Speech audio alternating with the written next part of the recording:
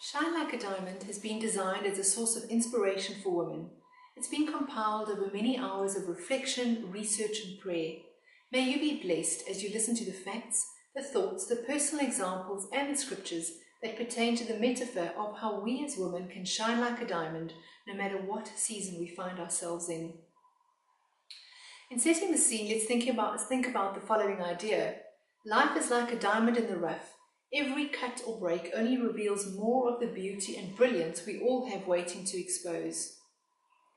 Previously, we learned what it takes to be a diamond is to recognize the pressure. In lesson 2, we're going to look at bonding. Did you know that in forming a diamond, it starts with one atom that bonds with just 4 others?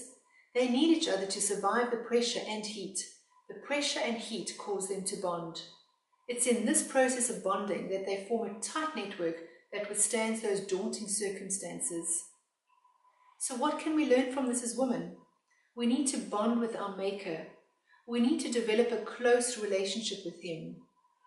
He will help you handle the overwhelming circumstances, even though you may not feel like He's with you in those intense conditions. When I was going through an intense divorce, it was extremely tough. It was physically and emotionally overwhelming. But it was also a special time of drawing very close to God and understanding and experiencing at a deep level what it really means to trust in Him with all my heart and mind and not to rely on my own understanding, but to trust that He directs and makes straight and plain my paths, as it says in Proverbs 3 verse 5 to 6. There were also those times when things seemed to be moving too slowly for my liking or comfort, such as the divorce proceedings or the growth of my business. And I had to learn, as it says in Habakkuk 2 verse 3, that if it seems slow, do not despair, for these things will surely come to pass. Just be patient. They will not be overdue a single day. And God was faithful. I survived the divorce. My son is thriving. My business grew. I met and married an amazing man years later who is so loving and kind and has a wonderful relationship with my son. Another one of my favorite verses that I held onto dearly was Jeremiah 29 verse 11. For I know the plans I have for you, declares the Lord, plans to prosper you and not to harm you, plans to give you hope and a future. So bond with your Maker. He will help you through the intense, uncomfortable and difficult situations. Then we need to bond with other people. As the saying goes, if you want a friend, you have to be a friend. Have friends who remind you how personally powerful, capable and beautiful you are, regardless of your size, lines on your face, and what needs to be fixed in order to be loved. Ensure that you have friends who care about you and not just what they'll get out of the relationship. Surround yourself with positive, encouraging friends.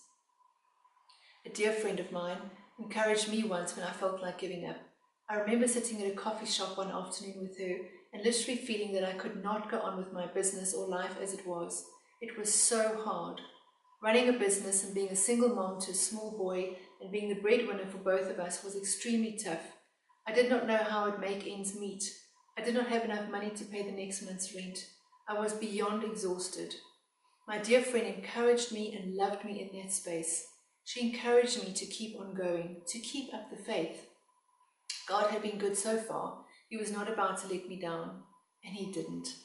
Quite soon after that, I received a registered letter in the mail, and when I opened it, it was a check from my dad for 3 months' rent. My parents knew I was taking strain, but not the specifics. I was overwhelmed and so blessed and grateful. God had heard my prayers and seen my tears, and He kept coming through for me like that, answering various prayers as I continued along the difficult journey ahead of trying to piece my life together again. So lesson 2, bond with your Maker and with the right kind of people to keep shining like a diamond.